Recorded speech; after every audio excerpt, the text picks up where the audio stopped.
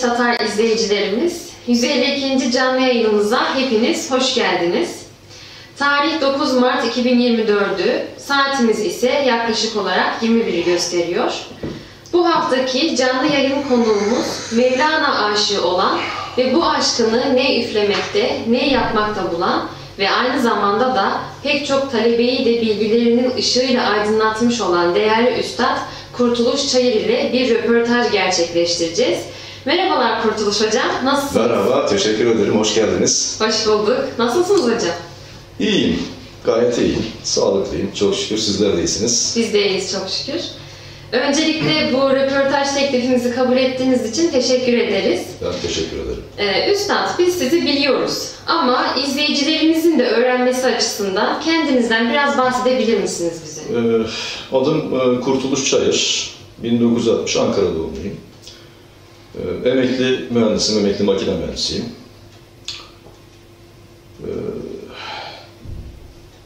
Çocukluk ve gençlik yıllarım Konya, Ankara, İstanbul şehirlerine geçti. Bu üç şehir benim hayatımda önemli rol oynadı diyebilirim. Dediğim gibi emekliyim. Emekli olduktan sonra ne yapmaya başladım? Bir arkadaşımın teşvikiyle. 1979 yılında hocam Sadrettin Özçelik Konya'ya geldi. Burada bir belediye konservatuar açtı. Sınavlar yapıldı. Biz o sınavlara girdik, kazandık ve belediye konservatuarına devam ettim. Yani ne üflemem 1979. Bayağı eski hocam. Yani. Eski ama tabii bu arada hem belediye konservatuarına devam ediyorum hem de üniversiteye devam ediyorum. Yani belediye konservatuarı yarı resmi devam edebiliyorum. Üniversite tabii yıllarımız 1980'li yıllar. Neye biraz ara vermek durumunda kaldım. Yani 2 sene, 2,5 sene kadar bir hocamla meşgimiz var. 1982'ye kadar falan bir meşgimiz var. Tabii ara sıra ne üfledim ama uzunca bir süre ara verdim. Evet. Hocam sormak istiyorum aslında. Hani neyle olan bu aşkınızı alevlendiren şey neydi? Tam konservatuvara gittiğiniz zaman başka bir şey de seçebilirdiniz enstrüman. Şöyle, aslında gönlümde bir enstrüman vardı. Fakat neyi de çok seviyorum. Neyin kardeşi bu enstrüman? Çok kimse bilmez. Rebap. Ben bilmiyorum. Rebap.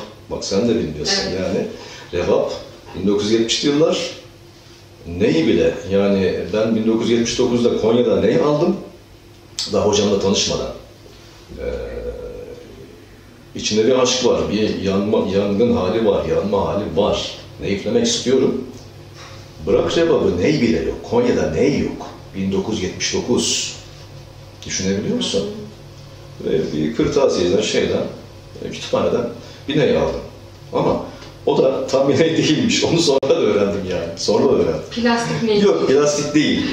Kamış ama tam akortlu güzel bir ney değil. Yani o zamanın şartlarında. Şimdiki gibi öyle neyzen, ne yapımcısı falan üstad yok. Var ama çok az. Ben bilmiyorum. Aldık onu. Hatta şöyle göstereyim. Kendi kendime çalışmaya gayret ediyorum. Tabii televizyonlarda görüyoruz. Televizyonlar demeyelim. Siyah beyaz televizyon. Tek bir kanal var. Şöyle ses çıkartmaya çalışıyorum. Ablama dedim, ya dedim, neyden ses? Ya dedi, hiç niye sese benzemiyor dedi. Bilmiyorum ki. İnternet yok, hiçbir şey yok.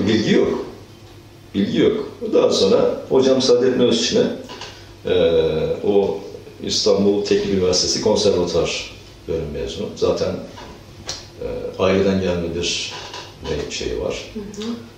Konya'ya döndü. Burada hocam oldu. Onun sayesinde ilerlettik. Peki hocam, şimdi konuyu çok farklı bir yere çekeceğim. Hazırda aşktan bahsettik. Evet. Kırım'a olan aşkınızı da sormak istiyorum. Biliyorsunuz ki Genç Tatar YouTube platformu Kırım ve Kırım'a dair bilgileri aktaran bir mecra. O yüzden Kırım'a olan ilginiz nasıl başladı? Mesela ilk Kırım kelimesini ne zaman duymuştunuz? Evet, şimdi izleyenlere biraz şaşıracaklar belki ama 60 sene önce duydum. Ben 64 yaşındayım şu anda, 1960 doğumluyum. 60 sene önce duydum. Ablam küçüktü, tabii romatizm hastasıydı kendisi. Ankara'dayız, Ankara doğumlu olduğumu söylemiştim, Ankara'dayız. Bir doktora götürüyorlar. Doktorun ismi Çiçek Kırımlı. Yani Ahmet İhsan Kırımlı'nın eşi. Dolayısıyla tabii babam da teknik öğretmen. Aileler arasında böyle bir dostluk oluştu. Ahmet İhsan Kırımlı, siz de biliyorsunuz, büyük bir insan. Çiçek Kırımlı keza öyle.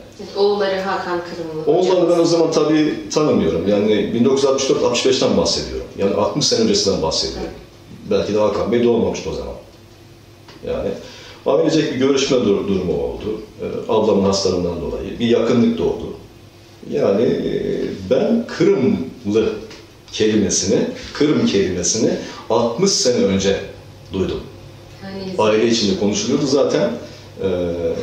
Dostluk vardı, ilişkiler vardı, gidip geliniyordu. 4-5 yaşındaydım. Bu zaman başladı. Enteresan. Yani Ahmet İhsan Kırım, Allah rahmet eylesin, çok güzel, büyük insandı. Ben tabii çocuktum o zaman, çok farkında değildim ama aileler görüşüyor, gidiliyor, geliniyor. O zamanki şartlarda. Çok konuşuldu. Çiçek Hanım'ın ismi çok geçerdi. Allah rahmet eylesin hepsine. Amin hocam. Teşekkürler hocam. Kısa bir aradan sonra izleyicilerimiz sorularımızla röportajımıza başlayacağız. Görüşmek üzere.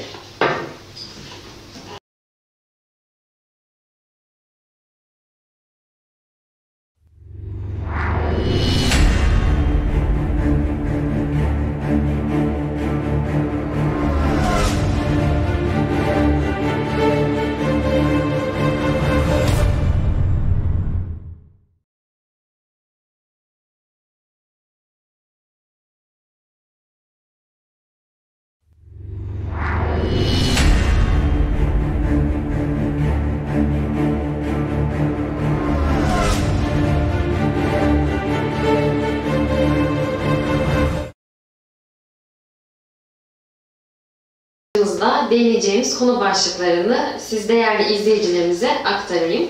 4 konu başlığımız olacak. Birincisi Celaleddin Rumi'yi yani Mevlana'yı Mevlana yapan özellikler, yaşama olan bakış açısı ve tasavvufi öğretileri üzerinde konuşmalar yapacağız. İkinci konu başlığımız Konya'dan dünyaya açılan Mevlana'nın manevi mirasını bu kadar etkin kılan özelliklerin neler olduğunu ve Osmanlı'nın etkili olduğu bölgelere kurulan Mevlevi haneler hakkında konuşacağız. Üçüncü konu başlığımız Kırım'da Mevleviliğin benimsenmesinde ve gelişmesinde etkili olan etmenler üzerinde duracağız. Dördüncü konu başlığımız ve son konu başlığımız ise Kırım'da varlığını sürdüren Gözde ve Mevlevi hanesi hakkında bilgi almaya çalışacağız. Dilerseniz üstadımız ve izleyicilerimiz de hazırsa röportajımıza başlayalım. Sözlerime Mevlana Müzesi'nin aydınlık kapısı üzerinde asılı duran levhada yazan bir beyit ile başlamak istiyorum. Bu makam aşıkların Kâbesidir. Buraya noksan gelen tamamlanır. Yaklaşık 500 yıl önce Mevlana Türbesi'ni ve dergahını ziyaret eden Molla Cami Efendi'nin burası için söylediği bu beyit yine 500 küsür yıldır burada halen asılıdır. Ve bu sözler Mevlana tarafından şu şekilde tamamlanır. Tamamlanmak, bütüne doğru yol almak için parça parça yürek lazım. Ne kadar da yoğun bir anlama sahip, öyle değil mi? Bu beyitte kim bilir ne tecrübeler edinilmiş, kim bilir ne kademelerden geçilmiştir. Evet üstadım, Celaleddin Rumi'yi, Mevlana'yı Mevlana yapan özellikler ve yaşama olan bakış açısı neydi? Evet, teşekkür ederim. Şimdi öncelikle tabii Mevlana hakkında, Mevlevilik hakkında konuşuyoruz ama büyük üstadlar var benden önce. Ama sen soru sordun. Ben yaşadıklarımı, anladığımı, idrak ettiğim kadar anlatayım. Tamamdır. Şimdi bu soruyu bana Hazreti Mevlana'nın torunlarından Vehbi Hanım, yani Çelebilerden. Arka bahçede oturduk, sohbet ettik. Kendisi Çelebi, yaşıyor şu an hayatta. Vehbi Hanım, Afyon'dan, Afyon Çelebilerinden. O da sordu. Tabii elimden geldiği kadar, hasbelkader, benim ney öğrencilerim var. Bunlara ney öğretmeye çalışıyorum, gayret ediyorum ama sadece ney değil öğretmek istediğim. Yani neyi idrak ediyorsam, neyi anlıyorsam öğrencinin durumuna göre aktarmaya çalışıyorum. Mesnevi okuyorum, Arifleri, menkıbelerini okuyorum. Ve bunları bu şekilde özet haline getirip oradan cevaplamaya çalışıyorum. Senin sorduğun soruda böyle bir şey. Daha önce bunu cevap vermeye çalıştım Vehbi Hanım'a. Yani Hazreti Mevlana'nın torunu, öz torunu. Evet. Afyon Çelebilerinden.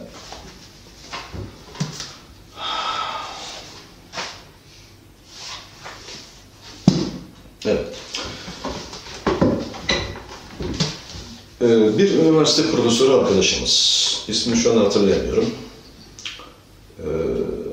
Bu cümleyi bütün üniversitelere yazmamız lazım dedi, giriş kapısına dedi. Çok güzel. Aslında düşünce çok güzel. Tabii Hazreti Mevlana bunu tasavvufi anlamda söylüyor ama evet, birçok anlamda anlaşılabilir. Tamamlanma. Şimdi Türkiye'de yaklaşık 230-240 tane üniversite var. Böyle bir cümle yazılabilir. Molla Camii'nin sözü. Evet. Hazreti Mevlana'nın değil ama felsefe olarak benzer. Tabii ki Hazreti Mevlana felsefesidir. Bilmiyorum, izleyenlere ağır mı gelecek ama bu Ariflerin Menkıbeleri kitabıdır. Ahmet Eflaki'nin 700 yıllık bir kitaptır. Mevlevi'nin ana kaynağıdır. Ben soruya oradan cevap vermek istiyorum. Müsaade edersen.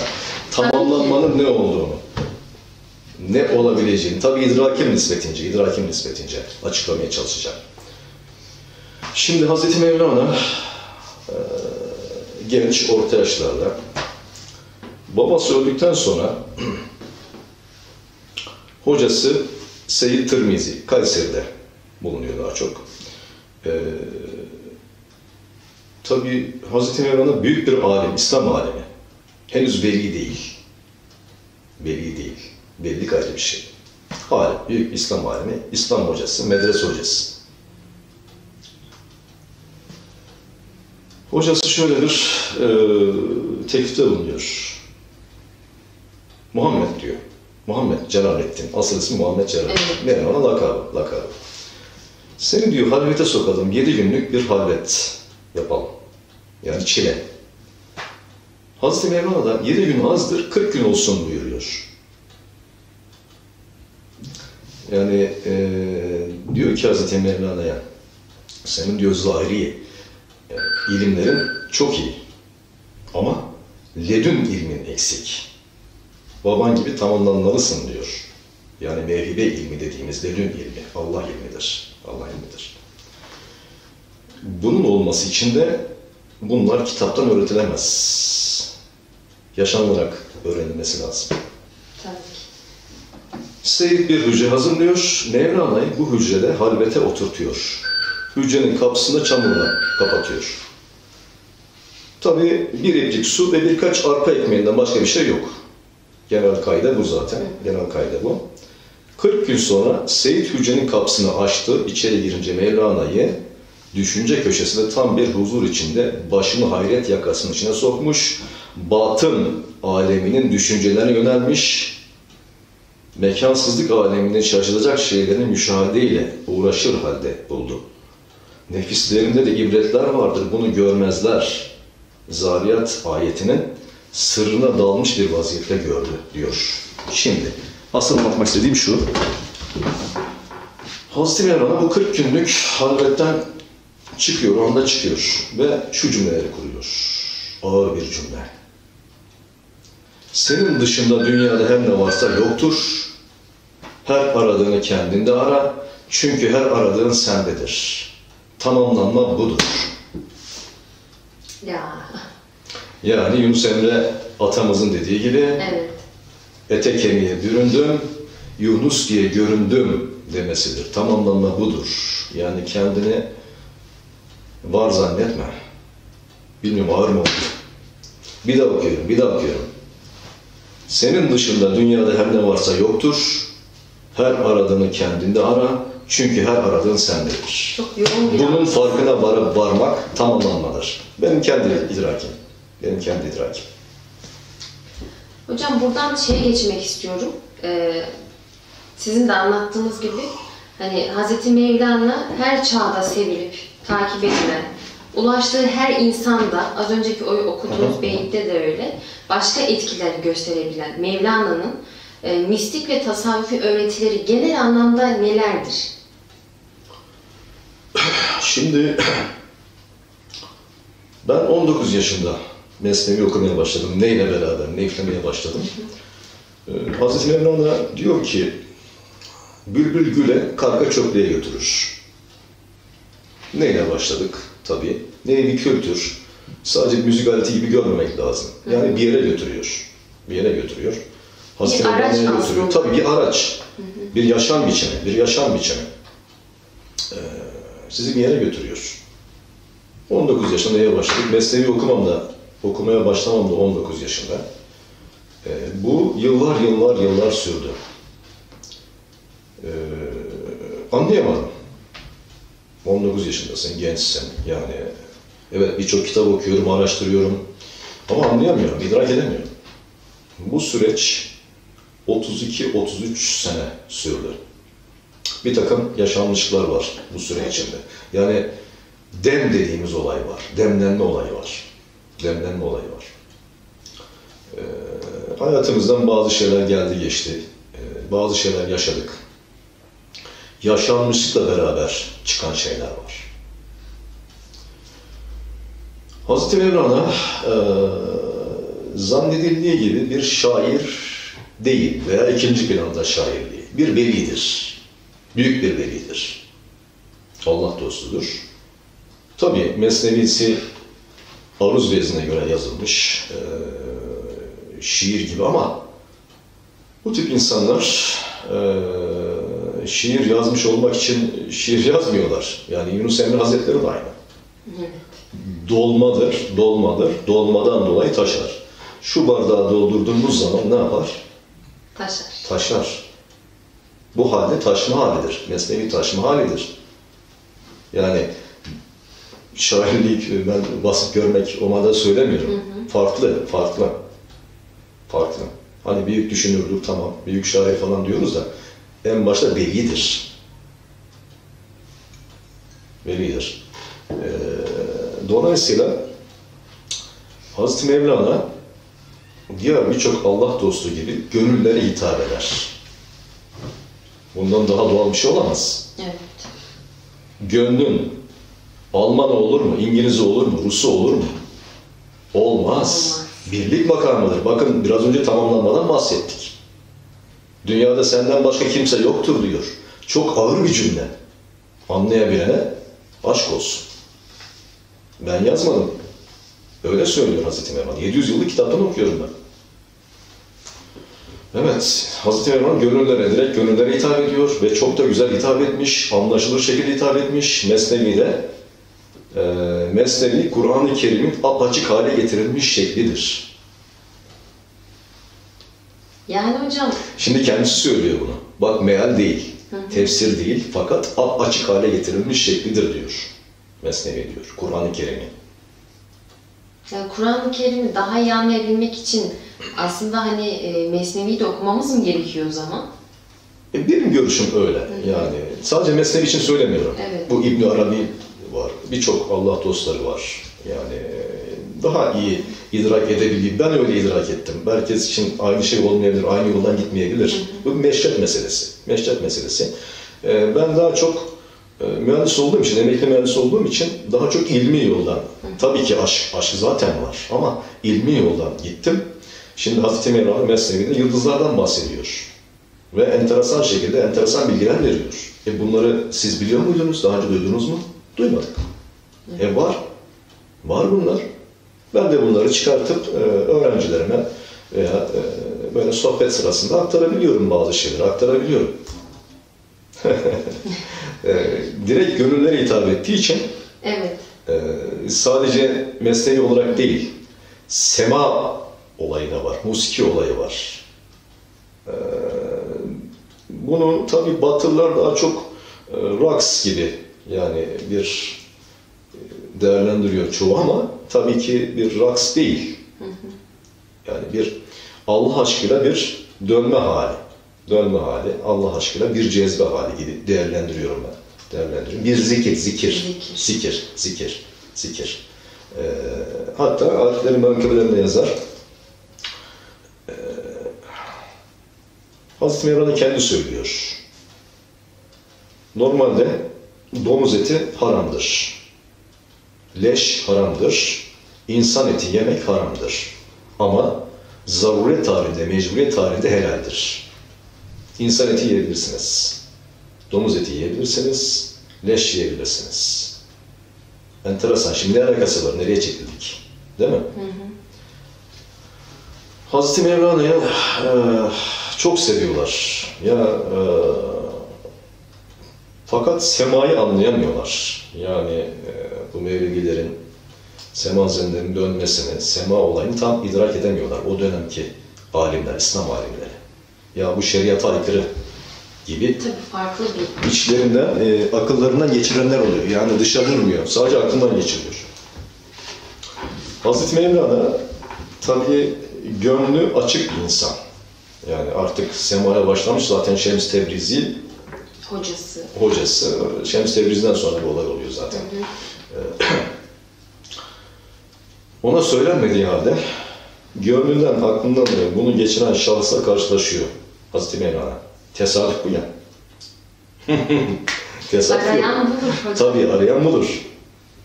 Yani aramakta bulunmaz diyor ama bulanların hepsi arayanlardır. Evet. Gayret edeceğiz, çabalayacağız, bırakmayacağız. Öyle. Bu aklından geçiriyor bu şekilde bir şahıs. Yani şeriata aykırı diyor. Hazreti Mevlana bir sabah karşılaşıyor, selamlaşıyorlar ve açıklıyor Hazreti Mevlana. Bazı insanlar, bunlar tabii ki peygamber değil ama Allah dostları, Allah'a yakın insanlar. Biz diyor bazı tecellilere uğrarız, tecelli gelir. Buna dayanmak çok güçtür diyor. Vücut dayanmaz diyor. Yani Temmuz güneşi karşısında buz nasıl erirse vücudumuzda öyle erir diyor, ölür diyor. Vücut dayanmaz diyor. Bizim yaşamamız lazım. Niye yaşamamız lazım? Dedik ya tamamlanmamız lazım. Bu idraka ulaşmamız lazım. Yakınlık, Allah'a yakınlık elde etmemiz lazım. Bizim dünyaya geliş sebebimiz bu. Evet. Sadece yiyip içmek yani değil. Değil yani. Her insanın bir amacı var aslında. Tabii ki, tabii ki. Meşrebine göre, şeyine göre, kapasitesine göre, kabına göre. Bu tecellilere dayanmak diyor, imkansız diyor. Şu örneği veriyor, Ariflerin Menkıbelerinde veriyor bu örneği. Temmuz güneşi karşısında buz nasıl erirse vücut da öyle erir diyor. Bunu diyor, dayanabilmek için diyor, sema etmekten, dönmekten başka çarem yok diyor. Bilmem anlatabildim mi? Anlatabildiniz.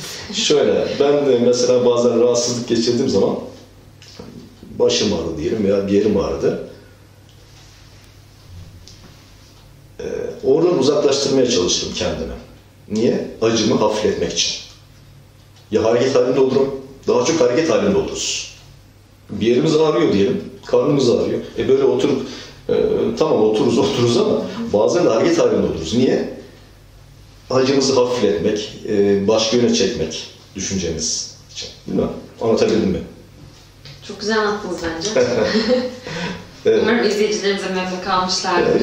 İnşallah. Biraz farklı bir bakış açısı var. Ama bu Ariflerin Menkıbelerinde yazan bir olay ve 700 yıllık bir kitap. Yani Hazreti Mevlana'dan sonra yazılmış ama önemli bir kaynak. Evet. Önemli bir kaynak, çok yakın tarih çünkü. Ve oğlu Sultan Mehmed Ulu Arif Çelebi, torunu Ulu Arif Çelebi'nin denetiminde, yani isteği üzerine yazılıyor zaten. 1321'de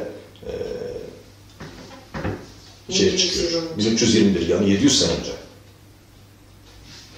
Hocam az önce ikinci konu başlığımıza geçeceğim. Zaten de biraz bahsettiniz. Hı hı. İşte Mevlana gönüllere hitap ediyordu. Evet, tabii. Hani insanlara bir etnik kökeni veya nereli olduğu önemli değil diyerek. Yani ikinci konu başlığımız olan şuraya değineceğim.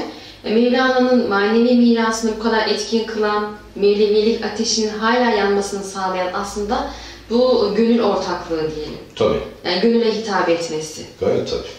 O yüzden hani bunun dışında hocam yani Konya'dan dünyaya açılan Mevlana'nın manevi mirasını bu kadar etkin kılan yazma eserleri de olabilir mi? Yani yazma eserleri, sözleri, siz ne söyleyebilirsiniz bu konu hakkında? Yani gönüle hitap ediyor, evet. Gayet tabii, gayet tabii. Biraz önce bahsettim. Hı-hı. Yani başta Mesnevi.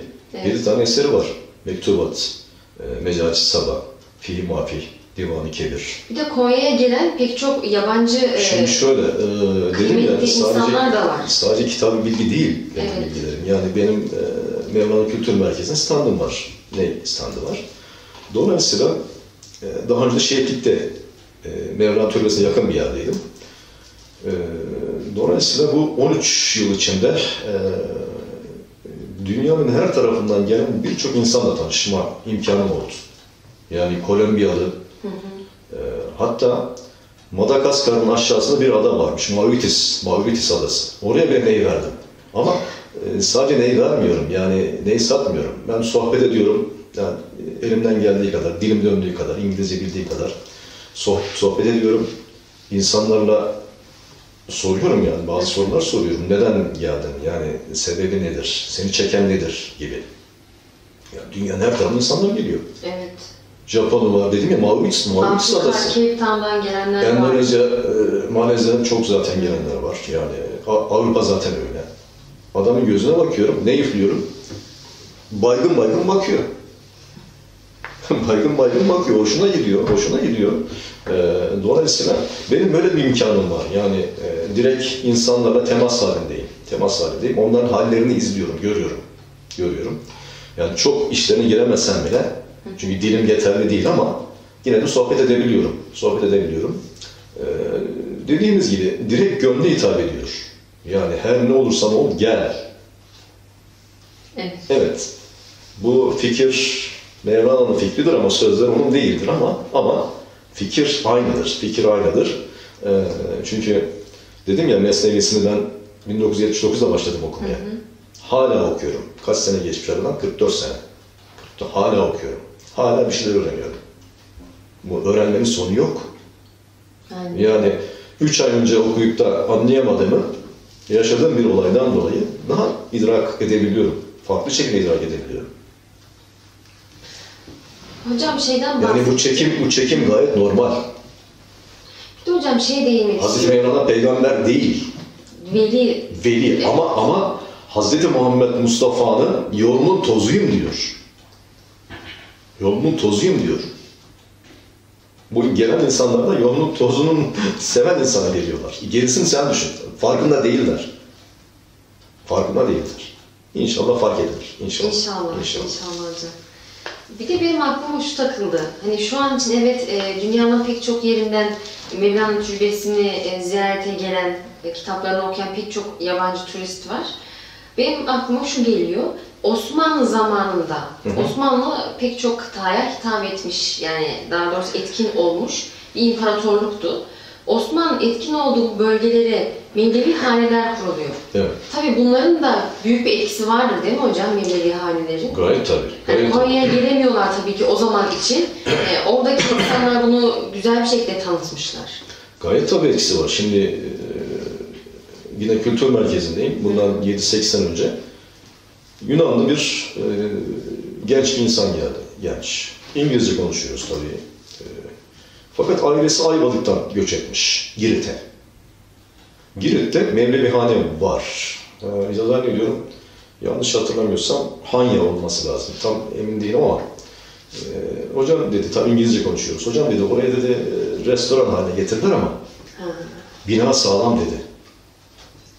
Bak bir Yunanlı buraya geldi, Mevlevilere tanışmak için gelmiş. Orada öğrencilerim vardı, neyifledik ve sohbet ettik. Daha sonra orada Mevlevi büyüklerimiz vardı, semazenler vardı, onların yanına götürdük. Hatta musiki ile ilgili sohbetimiz oldu, birkaç icramız oldu. Çünkü Osmanlı'da Ermeni bestekar var, Musevi, Yahudi bestekar var. Bizans'tan kalma tabii ki Rum bestekarlar var. Rum bestekarın bir eserini icra ettik orada. Tabii çok hoşuma gitti. Ortak kültür neticede. Bu çekim oluşturmaz mı? Zaten bak Girit'ten geliyor, sırf Mevlevileri görmek, tanımak için Konya'ya geliyor. O kültürü Mevlevihaneyi biliyor. Bildiği için de Bildiği için oraya geliyor. Restoran yapmışlar orayı. Restoran yapmışlar. İlginç. Evet. Sadece kitabı bilgi değil. Bizzat yani benim şansım o. Birçok insanlara tanışıyorum böyle. Yani hocam şurada Mevlevihane var ama yıkık dökük diyor veya işte yavaş yavaş toparlanıyor. En azından fiziki olarak yapılır. Ayağa kaldırılır. Tabii ki manevi anlamda asıl iş manevi anlamda ayağa kaldırmak ama bu o kadar kolay değil. Kolay değil. Yetişmiş insan lazım. Bu kültürle yoğrulmuş insanlar lazım. Bu kadar kolay değil. İnşallah olur. İnşallah. Bir de hocam sormak istiyorum. Bilginiz var mı? Bu Mevlevi hanelerin standart bir mimar yapısı var mı? Standart şöyle bildiğim kadarıyla, yani gördüğüm kadarıyla, yani Türkiye'deki Mevlevi hanelerin bir kısmını, hepsini değil tabii. İstanbul Galata Mevlevi Hanesi, Yenikapı Mevlevi Hanesi, Konya zaten merkez. Bazı Mevlevi haneleri gördüm. Yalnız şöyle, yani bulunduğu ülkeye göre, şehre göre mimar yapı biraz değişiyor. Yani bazısında kubbe var, çok nadir kubbe. Yani cami kubbesi gibi kubbe var. Ama genelde de dikdörtgen yapı. Yani tarihe göre de değişiyor bu. Yani şimdi Mevleviliğin kurulması Sultan Veled dönemi, 1300 yılların başı. Veya 1200 yılların sonu. Hazreti Mevlana öldükten sonra. Hazreti Mevlana da bir tarikat kurmamıştır aslında. Bunu alimlerimiz, büyüklerimiz söylerler. Kurmamıştır ama bir yol açılmıştır. Mesnevi bırakmıştır, vasiyet etmiştir, vasiyetleri vardır. Bir halife bırakmıştır, Hüsamettin Çelebi halife bırakmıştır. Oğlunun değil, daha sonra Sultan Veled oğlu devam ettiriyor. Bir yol açılmış. Yani bir sistem kurulmamış ama bir yol açılmış. Sema yapılıyor, musiki zaten var, mesnevi var, sohbetler yapılıyor. Ortam çok farklı. Hazreti Mevlana'yı ölmeden bütün dünyadan gelenler var. Niye? Çekim var çünkü. Duyan geliyor. Yani sohbete geliyor o. Daha Hazreti Mevlana ölmemiş, yaşıyor. Evet. Oluşmaya başlamış yani. Bir şeyler oluşmaya başlamış. Aslında o zamandan belliymiş yani. Tabii ama asıl sistem haline getirilmesi Sultan Veled, oğlu Sultan Veled'de başlıyor. Fakat Pir Adil Çelebi zamanına kadar. Pir Adil Çelebi 1400'lerin sonuna kadar yani diyelim. Bugünkü sistem hemen hemen aynı. Sema mukabelesi. O zaman tamamlanıyor. Bu bir süreç. Bu bir süreç. Onlar için de ayrı bir semagah denen bölgeler yapılıyor sanırım Mevlevi hanelerde değil mi hocam? Bir cami oluyor. Şöyle, Mevlevi hanelerde asistane dediğimiz Mevlevi haneler var. Bir de asistane olmayan küçük Mevlevi haneler. Asistane dediğimiz yerlerde 1001 günlük çile eğitimine sokulur. Onu hocam bahsedelim. Tamam. Kırım'daki Mevlevi haneler onlar ayrı. Ama hepsinde sema yapılır. Tabii mesnevi okunur. Bir eğitim yeridir. Hakiki insan eğitim yeridir. Meşrebine göre hocam, hakiki insan eğitimden bahsetmişken azıcık da şöyle bu Mevlevi hanelerde verilen eğitimlerden genel olarak kısaca bahsedebilir misiniz? Bu Mevlevi haneler ne gibi eğitimler sunuyorlardı oradaki insanlara? Şimdi tabii o dönemde yaşamadık. Yani yakın dönemde Mevlevi haneler kapalıydı. Dediğim gibi ben neyi bile bulamadım 1979'da. Konya gibi yerde, bu işin merkezinde. Bilgiler kısıtlı yani olunca. Açık konuşuyorum, hiç saklamıyorum yani. Ama büyük bir aşk vardı. Araştırma aşkım vardı, şeyim vardı, kitaplar var, imkanlar var. İşte Ariflerin menkıbeleri var. Bu kitaplar el yazmaz kitaplar vardı ve son yıllarda da bunlar bugünkü Türkçe'ye çevriliyor. Bu bizim için çok büyük bir imkan, çok büyük bir imkan. Muazzam bilgiler var, evet. Muazzam bilgiler var bunlarla.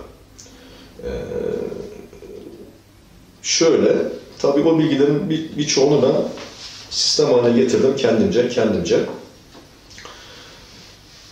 Bana göre, yani bu söyleniyor zaten ama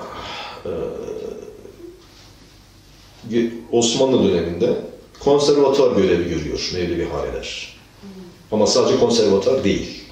Dedim ya, hakiki insan eğitimi yapılıyor. Çok az kişi eğitim alınıyor, seçilerek alınıyor. Onun özel seçilme metotları var. Tabii aşamaları var. Seçilerek alınıyor. Çünkü herkes onu kaldıramaz. Yani. Ama sanat mutlaka var. Hat, tesip, ciltçilik, ney, rebap, kudüm, yani neyse o şeyler. Sanat mutlaka var. Sanata öğrencinin, talebenin, Mevlevi talebesinin meşrebi uygun değilse ticaret yapar, pazara gönderirler. Veya zaten şeyde pişer, mutfakta pişer. Ateşbaz pişirir onu. Evet. Matbah dediğimiz mutfakta pişer. Bunlar bilinen şeyler ama meşrebine göre eğitim. Yani şu anki eğitim gibi değil. Değil. Kesinlikle değil. O çevre. Meşrebine göre eğitim, hakiki insan eğitimi. Hakiki insan eğitimi sadece kuru bilgi değil, zahiri bilgi değil. Tabii ki pozitif bilimler de var. Pozitif bilimler tabii ki var. Astronomi falan var, hepsi var ama insan eğitimi dediğim Kur'an eğitimi. Furkan eğitimi. Yaşayan insan, yaşayan alem diyor ya Hazreti Ali Efendimiz. Tamamlanma. Ama bu sanatla da destekleniyor. Evet. Çileyle.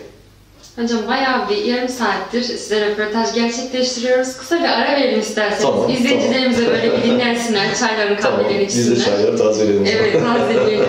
Görüşmek üzere. Tamam. Kısa bir aradan sonra birlikteyiz arkadaşlar.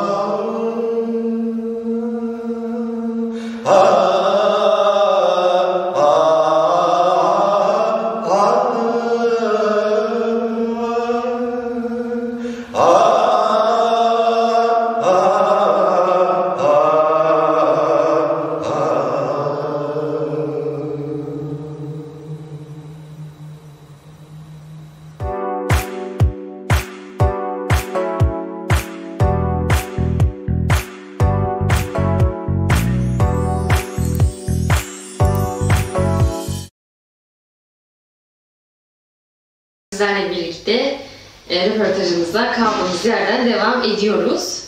İlk bölümümüzde Mevlevi hanelerde verilen eğitimler hakkında konuşmuştuk. Ve ben buradan aslında 3. konu başlığımıza geçmek istiyorum hocam. Osmanlı'nın etkin olduğu bölgelerde Mevlevi hanelerin ve Mevleviliğin yayıldığını söyledik. Ben şimdi Kırım'ı sormak istiyorum size. Kırım'da Mevleviliğin benimsenmesinde ve gelişmesinde etkili olan etmenler nelerdi sizce? Şimdi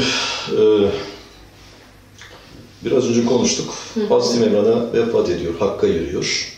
Oğlu Sultan Veled Hazretleri bir sistem haline getirmeye başlıyor Mevleviliği.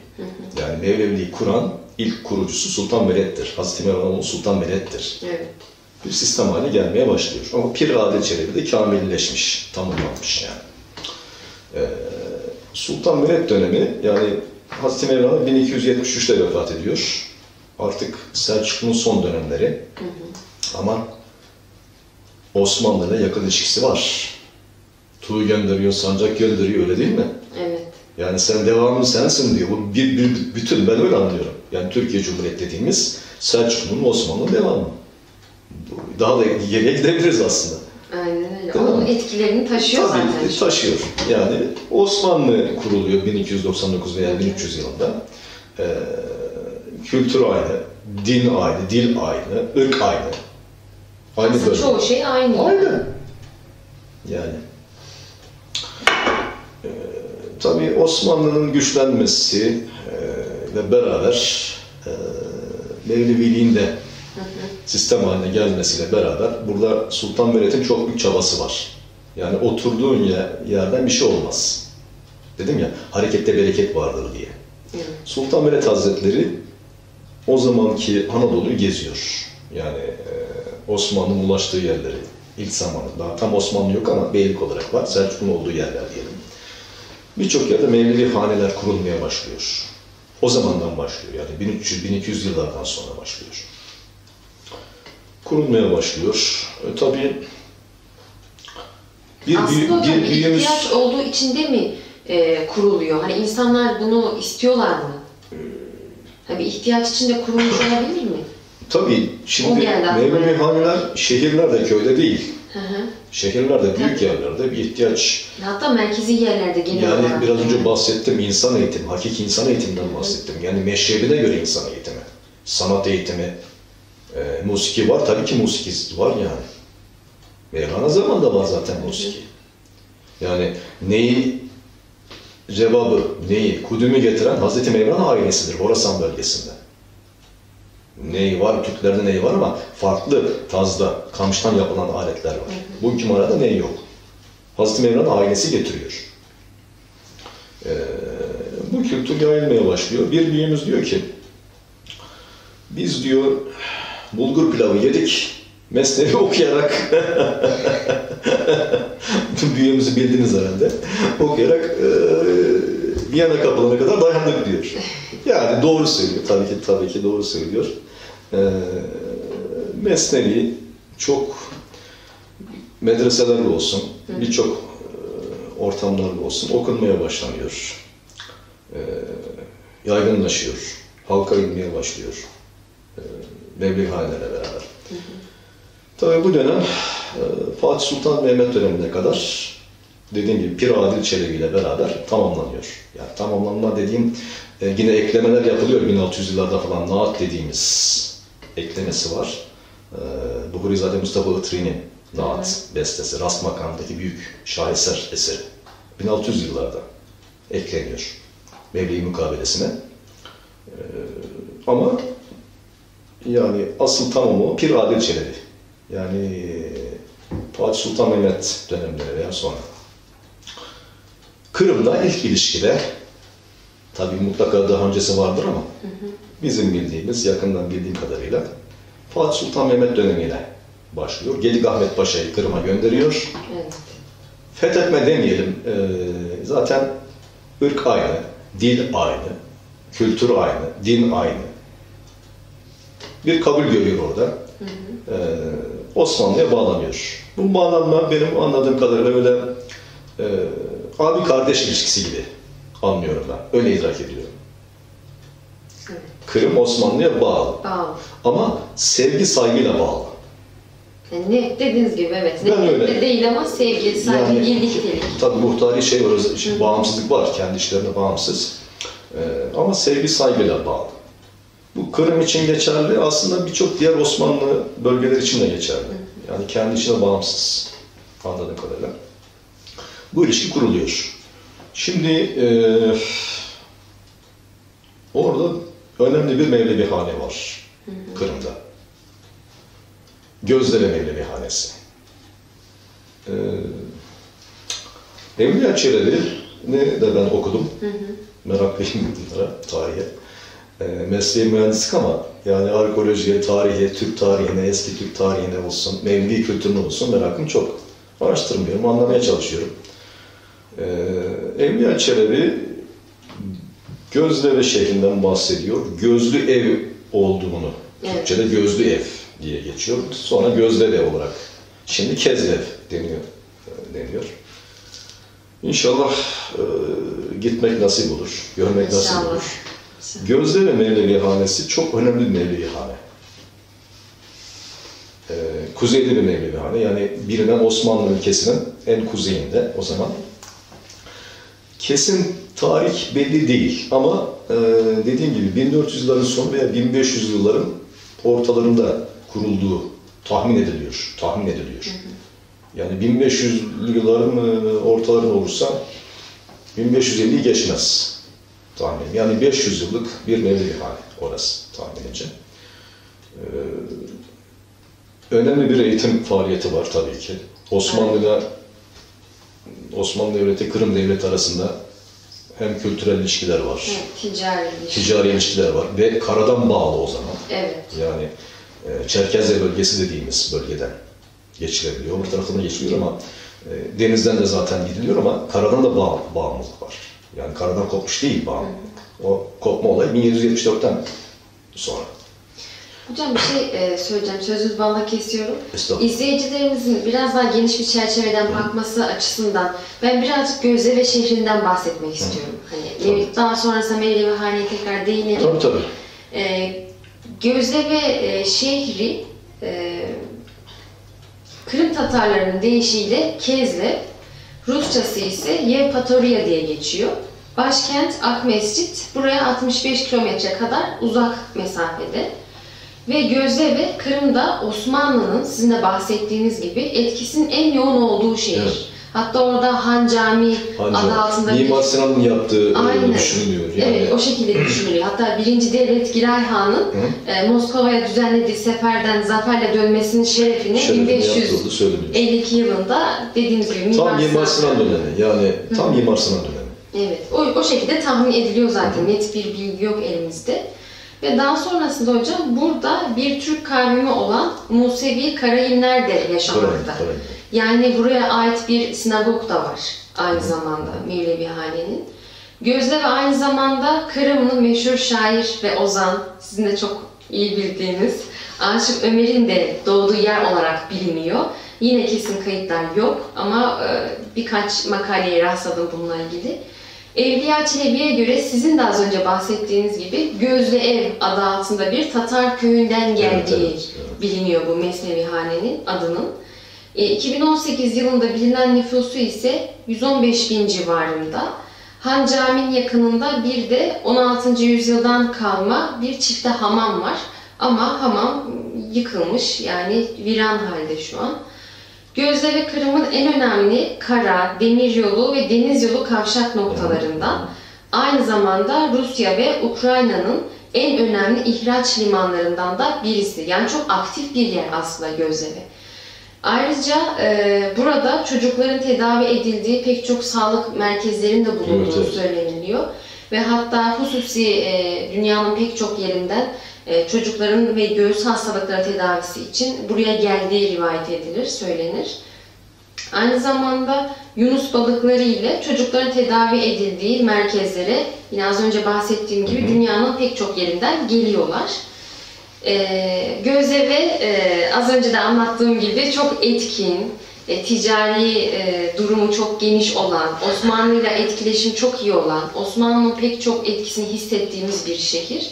Ve Gözleri Mevlevi hanesi de tam olarak burada. Evet. Bundan sonra devam edebilirsiniz hocam. Mevlevi hane içeriği hakkında. Tabii dediğimiz gibi Osmanlı'da sadece ticari ve askeri ilişki yok. Evet. Kültürel ilişki zaten var ve bu Mevlevi hane de pekişiyor zaten. Hı hı.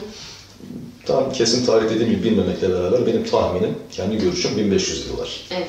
Yani Mevlevi hanenin kurulması, yapılması, Mimar Sinan dönemi. Şimdi Osmanlı'nın ulaşabildiği yerlerde Mevlevi haneler var. Hı hı. Yani Balkanlar'da var, Kuzey Afrika'da var, Orta Doğu'da, Tebriz'de var, her yerde var, birçok yerde var. Sayısı 50'yi geçiyor, evet, bildiğim kadarıyla. Ama Gözdere tabii önemlidir. Merkez Mevlevi hane. Yani özelliği var. Derviş hücreleri var. Her Mevlevi hanede tam bizim bildiğimiz manada, burada Konya'da gördüğümüz gibi derviş hücreleri olmaz. Dedim ya, astane olması lazım. Evet. Yani astane dediğimiz yerde 1001 günlük çile, Mevlevi dedesinin nezaretinde 1001 günlük çileye tabi tutulur. Bu herkes için geçerli değil. Hı hı. Yani aşama aşama, kademe kademe yapılır. Şimdi Mevleviliğe gençler, insanlar o zaman da öyle, şimdi de öyle bir ilgi var. İlgi duyuluyor, gidiliyor. Ben de Mevlevi olmak istiyorum diyor. Mevlevi demek, Mevlana yolundan gitmek demek. Mevlana'yı sevmek demek. Evet. Yani çoğu şeyden vazgeçmek demek de aslında. Yani tamamlanmak aslında bir anlamda. Kolay değil. Hı hı. Bunun metotları var. Hadi talebe alındı diyelim, Mevlevihane'ye alındı. Kabul edildikten sonra zaten ilk 18 gün, yani 9 ve 9'un katları vardır. Mevlevi kültüründe vardır. Bu eski Türk kültüründe de vardır. 9 sayısı. 9 ve 9'un katları kutsal demeyelim de bir kültürel yönü var Mevlevi kültüründe. 9, 18, 27 gibi gider. İlk Mevleviliğe kabul edilen talebe, Mevlevi adayı diyelim, 18 gün tuvalet temizler, diğer işlere bakar. Yani ilk nefs eğitim başlar. Ondan sonraki duruma göre, öğrencinin, talebenin durumuna göre, meşrebine göre yönlendirilir. Şimdi herkes neyifleyemez. Herkes ticareti bilemez. Pazara gider, kandırılır ve ne bileyim yani yapamaz. Meşrebine göre. Meşrebine göre değerlendiriyorlar. Hakiki insan eğitim dediğim bu. Evet. Ama Mevlevi dedesi olması için de 1001 günlük çileye girmesi lazım. Bu çilede tabii ki bir hücreye kapatılıp duvar örülmüyor. Oradaki şey ayrı. O eğitim ayrı, o herkese yapılmaz. Hı hı. Ama 1001 günlük çile hücreler var. Burada da Konya Mevlevi Hanesi'nde olduğu gibi birçok yerde. Gezdiğimde de hücreler var. Bildiğim kadar 20 tane hücre var orada. Evet hocam, 20 gözden olmuş. 20 tane göz, 20 tane hücre var ve bunlar semahaneye açılıyormuş. Evet. Enteresan yani benim bildiğim kadarıyla başka Mevlevihane'de böyle bir şey yok bildiğim kadarıyla. Semahane, direkt evet, semahaneye açılıyormuş. Araştırmalarımıza göre öyleydi hocam. Hani. Burada bu Mevlevi eğitim var. Yani dede eğitim var. 1001 günlük çileyi tamamlayan dede olur. Mevlevi dedesi olur. Bu yaşa bakılmaz. Bu 28 yaşında da olur. 40 yaşında da olur. Daha çok genç. Ama Mevlevi dedesinin, yani o yoldan yürümüş bir insanın nezaretinde olur bu. O yetiştirir. Nasıl yetiştireceksin? Yetişmiş bir insan yetiştirir. Öyle mi? Evet. Testi kendiliğinden dolmaz. Onu bir dolduran var. Öyle değil mi? Yani o bakımdan Gözdere Mevlevi Hanesi önemli bir merkez. Çok önemli bir merkez. Hem kültürümüzün bağlantısını sağlıyor. Hı hı. Dedim ya, sadece askeri ekonomik bağlantı yok. Bu kültür bağlantısı var. Dolayısıyla burada musiki de var haliyle. Yetişmiş büyük insanlar var. Bir tanesi Gazi Girayhan. Evet. Devlet Girayhan'ın oğlu. Oh. Oğlu. O vakitten sonra Gazi Girayhan geçiyor tahta. Osmanlı'nın da o zaman tabii Dedim ya, abi kardeş ilişkisi var. Yani öyle bir zorlama şey yok, anlayışı yok. Bir gönül bağı var. Gönül bağı var. Dediğim gibi kültürel bağ çok güçlü zaten. Biraz sonra bir eser geçmek isterim ben Gazi Girayhan'dan. Mahur makamında bir eser mesela. 500 sene önce bestelenmiş. 500 sene önce bestelenmiş. Enteresan. Yani böyle bir bağ var. Dilerseniz bu besteye hocam kısa bir aradan sonra geçelim. Geçelim. Yalnız şu anda Alev Hanım'dan bahsetmeden olmaz. Hocam ona 4. konu başlığımızda Tamam. inşallah bahsedelim. Peki. Olur.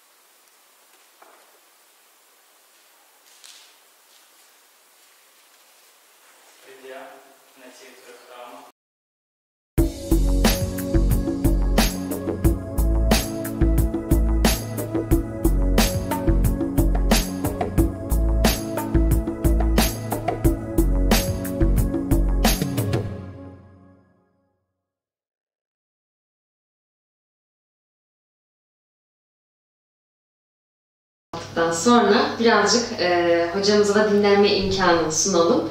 O sırada da ben sizlere Gözleri Mevlevi Hanesi hakkında kısa bir bilgi vereceğim. Mevlevi Hane, Han Camii'nin yakınında, surların içinde eski Odunpazarı semtindedir.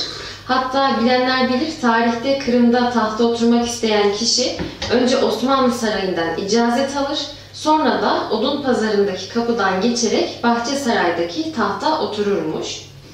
Derviş Tekkesi, Cumal Camii, Aziz Baba Mevlevi Tekkesi olarak da bilinir. Gözleri Mevlevi Hanesi. 16. yüzyılda inşa edildiği tahmin edilmektedir. İlerleyen dakikalarda da bahsedeceğimiz üzere Elife Yaşlavskova'nın anlattığına göre 2. Yekaterina zamanında Mevlevi Hane'yi tahrip eden Ruslar Mevlevi dervişlerini de idam etmişler. Mevlevi Hane 1944 sürgünü sırasında Rus uçakları tarafından bombalanmış.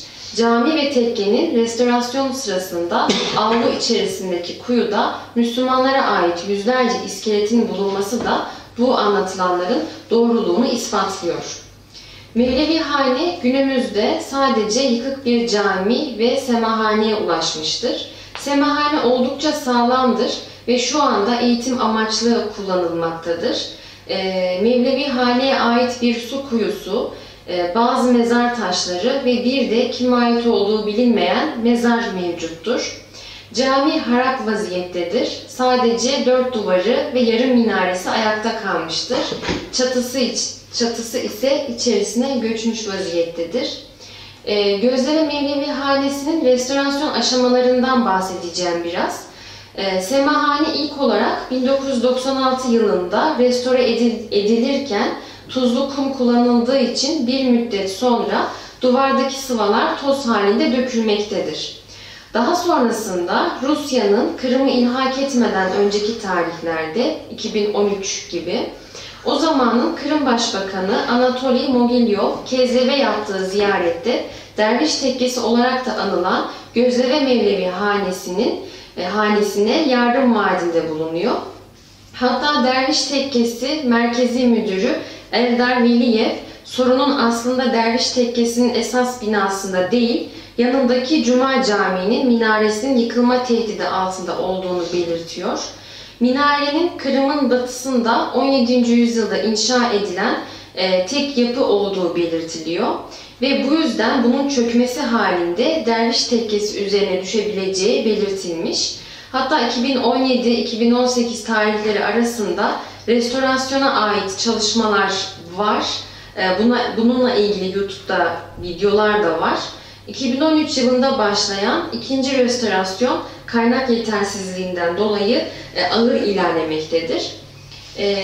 Aynı zamanda az önce bahsettiğimiz bir ninemiz vardı, Alife ninemiz. Onun da kurduğu bir müzeden bahsedeceğiz, Etnografya Müzesi. Mevlevi Hane'nin arsasına inşa edilen yeni bir bina. Bu da 2017-2018 tarihlerinde yapılıyor. Etnografya Müzesi olarak kullanılmaktadır. Semahane ve caminin batısında yer alan bina yakın bir tarihte inşa edilmiştir.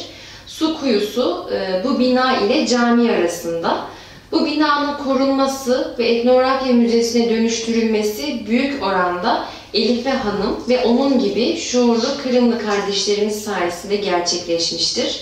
Onları da buradan saygı ve rahmetle anıyoruz. Etnografya Müzesi aynı zamanda Kırımlı kardeşlerimize halk eğitim gibi hizmet vermekteydi. Burada Alife Hanım'ın gözetiminde el işleri, güzel sanatlar, Kur'an-ı Kerim kursları düzenlenmekteymiş.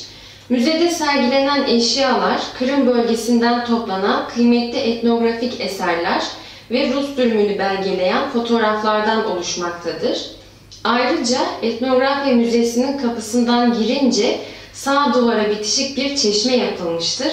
Bu çeşme şaşıracaksınız ama Gözdere ve kardeş şehir olan Silifke Belediyesi tarafından 2004 yılında yapılmıştır. Evet hocam, sanırım bayağı bir dinlendiniz. Evet, dinlendik. Güzel bilgiler ama. Teşekkür ederim. Hocam zaten bahsettim daha doğrusu Alife Hoca'dan. Evet. Alife Yaşlavskava hocamız ömrünü gerçekten Gözdere Mevlevi Hanesi için harcıyor. Kendisi de yapılan röportajlarda bunu belirtiyor zaten. Bu Gözdere Mevlevi Hanesi'nden çıkarak Konya'ya geliyor. Bir imza kampanyası 2018 başlatıyor. Evet. Neden Konya'ya gelerek böyle bir girişimde bulunuyor? Bunu biraz açıklayabilir misiniz bize? Şimdi Alife Hanım bir tarih profesörü zaten. Evet. Özbekistan'da okumuş bir tarih profesörü. Şuurlu bir insan. Farkındalığı yüksek bir insan. Zaten öyle olmasa gelip Mevlevihane'yi sahiplenmez. Yani oraya ayağa kaldırmaya çalışmaz. O şuur olmasa. Yaşı zannediyorum 80 civarında falan. Şimdi dediğimiz gibi Gözdere Mevlevihanesi gerçi 16. yüzyıl diyor ama benim tahminim 15. 16. yüzyıl doğru. 1500 yıllar doğru. 1500 yıllar. 1500 yıllar başı falan. Eski bir yapı haliyle. Gerek zamanın tahribatı var, gerekse savaşlar, Rusların yıkımları var. Anlattın orada. Evet. Pek çok savaşta geçiyor zaten. Savaşta geçiyor. Yıkımlar var. Tahrip olmuş. O her ne kadar semahane işlerini sürdürse de özellikle 1700 yıllardan sonra Osmanlı'nın orayı terk etmesine beraber zaten göç olayları başlıyor yani. Biliyorsunuz bunları. Harap vaziyette anladığım kadarıyla. Bir de hocam sözünüzü kesin pek çok şeyde de kullanılmış. Kim geçtiyse o bölge, kimi ahır yapmış, kimi atıyorum 2. Dünya Savaşı'nda Almanlar düzeltmeye çalışmışlar ama depo olarak kullanılmış. Pek çok alanda kullanılmış aslında Mevlevihane. Tarihi çok geçmişe dayanıyor yani. Kullanılır tabii. Ben biraz önce Girit'ten bahsettim. Evet. Yani Girit'ten gelen şahıs ismi unuttum ama yani şu anda da restoran olarak kullanıyor. Ama bina sağlam dedi. Binayı restore ettiler dedi. Restoran olarak dedi. Lokant olarak kullanılıyor dedi. Kullanılıyor. Kullanmışlar, kullanıyorlar. Alife Hanım'ın yaptığı iş gerçekten çok büyük bir iş. Konya'ya gelmesi de tabii orada bir restorasyon olayı var. Yani bir takım sözler alınmış ama bu işin merkezi, Mevleviliğin merkezi Konya. Yani Mevlevi haneler için de geçerli bu. Zamanında işte sel olduğu zamanlar. Evet. Yani diğer Mevlevi hanelerin post işinleri yani post işin dediğimiz Mevlevi hanenin başıdır. Evet. Öyle anlayalım yani. Konya Mevlevi hanesinden onay aldıktan sonra oraya atanıyor. Son dönemde de padişah da onaylıyor ama ilk dönemlerde padişah onayı yok bildiğim kadarıyla. Yani Konya Mevlevi hanesinin onayından sonra, post işin onayından sonra atanıyor. Böyle bir olay var. Alife Hanım'ın Konya'ya gelmesi kadar gayet doğal, normal bir olay olamaz. Evet orada bir fiziki yardım, restorasyon çalışmaları yapılıyor belki, sözleri anlıyor ama Konya'ya geliyor. Burada hem maddi hem manevi yardım istiyor. Haklı olarak. Yani sadece fiziki ayağa kaldırma değil. Manevi anlamda Gayet tabii. Her ne kadar tekkeler kapatılsa da 1925'te Mevlana Türbesi kapatılmıyor. Mevlana Müzesi açık. Yani bir takım şeyler devam ediyor. Sema yapılmasa bile devam ediyor. Dolayısıyla sema yapılıyor fakat başka yerlerde sema yapılıyor. Yerlerde yapılıyor. Bu kültür devam ediyor. Dolayısıyla Konya bu işin merkezi diyebiliriz. Buraya gelmesinin sebebi de o.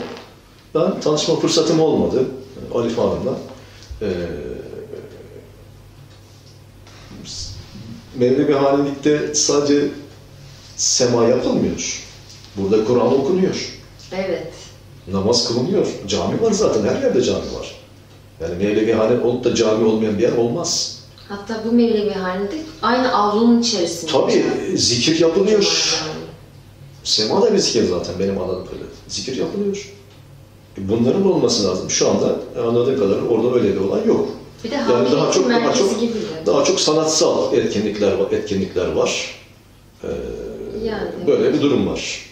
Hanife Hanım'ın Konya'dan yardım istemesi, buradan gelmesi çok doğal bir şey, normal bir şey. Ama ne kadar son dönemlerde, zor şartlarda, zaten ortada bir savaş var. Evet. Rusya-Ukrayna savaşı var, çekişme var. Ne kadar olur bilemiyorum. Ama tabii ki gönlümüz öncelikle fiziken ayağa kalkması ve aynı eski hüviyetine kavuşması. Bu zaman alır. İnşallah olur. İnşallah en kısa sürede olur. Ben de şeyle bitirmek istiyorum hocam aslında röportajımızı. Arife Nine'nin bir vasiyetnamesi var. Bunu birkaç mecrada söylemiş zaten. Ben de direkt okuyacağım. Şu anda Mevlevihane'nin, şu andan kastım 2018'de yapılan bir röportajından alıntı yapıyorum. Mevlevihane'nin elinden alındığını, adeta bir ticarethane gibi işletilmeye başlandığını dile getiriyor. Ve şu şekilde sözlerine devam ediyor. Kültürümüzü, tarihimizi değiştirmeye çalışıyorlar. Orayı turistik bir merkez haline getirdiler. Zikir yok, Kur'an okumak yok. Şu anda orada gerçek Mevlevilik yok. Sanatçılar gösteri yapıyor, para kazanıyor. Derdimiz çok büyük. Derdim, Gözde ve Mevlevi hanesinin korunması ve aslına uygun kullanılmasıdır. Türkiye'ye gelip bunun için imza topladım. Bu imzaları ve mektupları yetkililere ulaştıracağım. Derdime bir çare bulunması için Müslümanlara ve tüm dünya halklarına sesleniyorum. Ben 80 yaşında bu Mevlevi hane için yollara çıktım. Tek vasiyetim burası Müslümanlığa dönsün de birinci zikirde benim gözlerim kapansın. Türkiye'den de yardım bekliyoruz. Bize Kırım Tatarlarına yardım gerek. Abidelerimize, Müslüman mekteplerimize yardım gerek. Çocuklarımız öz kültürüyle büyümeli diyerek sonlandırıyor vasiyetnamesini. Evet. Biz de buradan duyurmuş olalım. Söylemek istediğiniz bir şeyler var mı hocam? Artık kapatıyoruz röportajımızı. İzleyicilerimize söylemek istedikleriniz. Arife Hanım benim için çok büyük bir insan. Evet. Bir mücahit. Ama burada Mustafa Cemiloğlu'nu hatırlatmak istiyorum. Onu konuşmadık. Ben yine çocuktum tabii, gençtim ama 70'li yıllar. Gazetelerde Cemiloğlu diye geçiyordu. Ben öyle hatırlıyorum. Mustafa Cemiloğlu değil. Cemil diye geçmiyordu. Cemiloğlu diye geçiyordu. Öyle hatırlıyorum ben. Cemile değildi. Cemile ama ben Cemiloğlu hatırlıyorum. Böyle geçiyordu. Gazetelerde o zaman tek bir kanal var. Televizyonda çok ismini duyuyordum. Görmek de nasip oldu yakın dönemde. Evet. Sayende. Yani onu almadan da geçmek istemem. Kesinlikle. Boyu küçük ama yüreği çok büyük. Dediğim o bahsettiğim arkadaş gibi. Cesaret farklı bir şey. Gönül farklı. Olay farklı. Ne boya bakar ne cüsseye bakar. Farklı bir şey. Şöyle, tabii Mevlevilikten bahsettik. Mesnevi'den bahsettik. Gözde Mevlevi hadisinden bahsettik. Ben son Mevlevi olan Ankaralı Mehmet dedenin bir olayını okumak istiyorum müsaade ederseniz. Tabii yani bu yeni bir bilgi. Ankaralı Mehmet dede son Mevlevi. Yani 1957 yılında vefat etmiş. Ama gerçek bir Mevlevi. Yani şu anda insanlar geliyor bana soruyor, hocam Mevlevi var mı? Ben de yok diyorum. Tam anlamıyla yaşayan yok. Yoksa elbette ki var. Yani çok kültürlü, çok değerli insanlarımız, alimlerimiz, Mevlevi dedelerimiz var. Elbette var. Çok değerli semazenlerimiz bu işin kültüründen geliyorlar. Manasından gelen insanlarımız var. Ama bir eksiğimiz var. Bin bir günlük bir çileden geçme olayı var mı acaba dede nezaretinde? Yok. Bildiğim kadarıyla yok. Bu son Mevlevi Ankaralı Mehmet dede 1001 günlük çileden geçmiş Konya Mevlevi hanesinde, dede nezaretinde. 1957'de vefat etmiş. Farsça biliyor, bir miktar Arapça biliyor, Fransızca biliyor. Ve 1925'te Mevlevi haneler, daha doğrusu tarikatlar kaldırıldığı zaman tabii Mevlevi hane de kapatılıyor ama Atatürk'ün emriyle 1925'te tekrar açılıyor. Müze şeklinde açılıyor ama yine de açılıyor. Yani bu kültür bir ölçüde devam ediyor. Ankaralı Mehmet de buranın hizmetkarı oluyor. o zamanki müze müdürü veya diğer ileri gelenler, daha sonra Milli Eğitim Bakanı olan Hasan Ali Yücel Evet. büyük destek veriyor. Onun da çok büyük Geliyor, katkıları hepsi var. elini öpüyor, büyük destek veriyor. Ve krallar geliyor ayağına. Bakanlar geliyor, büyükelçiler geliyor, krallar ayağına geliyor. Bu son hizmetkar diyelim. Yani türlü Hatta hizmetkar. Sözünüzü kestim hocam. Görmek için yani sıraya giriyorlar. O kadar çok yaşlanıyormuş ki günde 2 Tabii. ve 3 kişiyle görüşmek gibi bir sınırlama da getirmişler o Ücretsiz zamanlarda. şu anda hücreler var ya, orada Evet. bir hücre veriyorlar. Yani orada yaşıyor zaten. Bu insanlar öyle artık dünyaya çok meyilli değiller. Yani eğitilmiş insanlar, hakiki insan. Kamiliyete doğru tamamlanma dedik ya. Aynen öyle. Şimdi çok enteresan bulduğum için onu okumak istiyorum. Bu bilgiler yeni, çok yeni, çok yeni.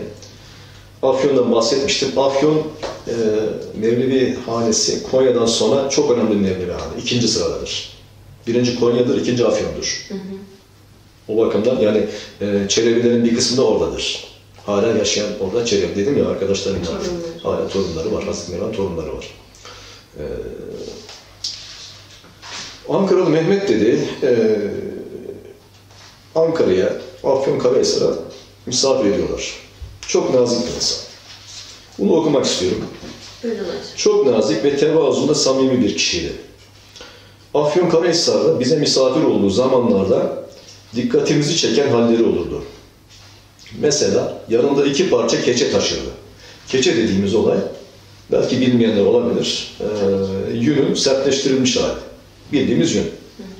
Sertleştirilir. Bu aba şeklinde giyilebilir. Çeşitli giyim eşyası yapılabilir. Kilim gibi de kullanılabilir. Aksesuar olarak. Aksesuar çanta, kullanılabilir. Tabii bilek, son dönemde bunlar yapılar yapılıyor ama var. keçe sertleştirilmiş yün. 2 parça keçe taşırdı. Cebinde taşıyor. Bir apartman dairesinde misafir olmuş ise bu 2 parça keçeyi çantasından çıkarır. Lastikle meslerini, mes dediği ayakkabı yani, altına iliştirirdi. Yapıştırırdı, şey yapardı. Lastikle bağlıyor. İlk gördüğünde merak edip sormuştum sebebini. Evladım, cevap veriyor. Evladım diyor. Benim meslerimin altı kösele.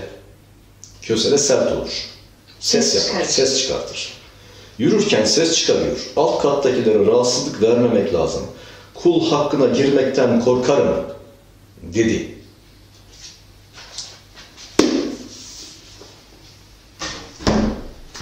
Enteresan değil mi?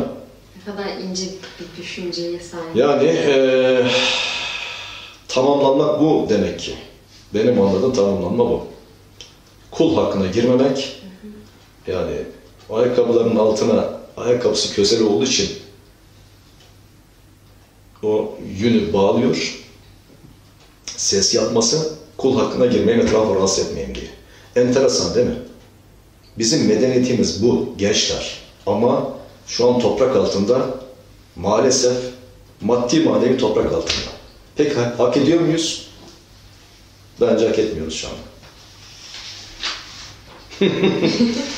Evet. Hocam bir de ben şunu atlamışım, onu fark ettim. Size aslında neyin yapım aşamalarından da soru yöneltecektim. Tamam. Hazır yayınımızda bitmeden. Tamam. Şöyle, ben Bilmeyen seyircilerimiz için de bu çok güzel bir kaynak. tabii oluyor 13-14 yıldır ne yapıyorum. Tabii üflememiz daha eski ama bir sanat köyü vardı Ankara'da. Altınköy diye. Buraya sık sık davet ediliyorduk. İlk davet edildiğimizde benden 50 kelimeyle ney hakkında, neyin yapımı hakkında, ney hakkında 50 kelimeyle sınırlı şekilde, yani 50 olur, 52 olur. Sanatınızla ilgili anlatın dediler, sanatınızı 50 kelimeyle. Ben de şöyle bir şey yazdım, bilmiyorum. Okuyayım istersen. Tabii ki buyurun. Ne yapım sanatı? Kış aylarında yurtlarından koparılan kamışlar bir süre kendi hallerine bırakılır. Adeta yurtlarından koparılmanın hasretiyle kurumaya başlarlar. Artık usta ellerde kamışın ney olma yolculuğu başlar, ateşe girer, dışı yakılır ve dosdoğru hale gelir. Yumuşar. Bağrı delinir, delik deşik edilir ki aşıkların nefesi olsun. Yanmadan ışık verilir mi? Ney artık aşkın nefesidir. Anlayana aşk, anlamayana sazdır. Vesselam. Hocam çok teşekkür ederiz. Rica ederim, ben teşekkür ederim. Röportaj teklifimizi kabul Ben teşekkür ettiniz, ederim. teşvik de ettiniz, geldiniz. Sağ olun. Siz de hoş geldiniz. Yani Teşekkür ederiz. Sağ olun hocam. İzleyicilerimiz eğer bir sorusu varsa size karşı aşağıda yorumlarda belirtebilirler. Tabii, ya da okumak istedikleri kaynaklarda olabilir bu. Merak tabii ettikleri. olabilir. Olabilir. Güzel bir şekilde yanıtlarız yani buradan. Gayet tabii. Yazabilirsiniz. Gayet tabii. Evet izleyicilerimiz, artık röportajımızın sonuna geldik. Bir sonraki yayınımızda buluşmak dileğiyle sağlıkla kalınız.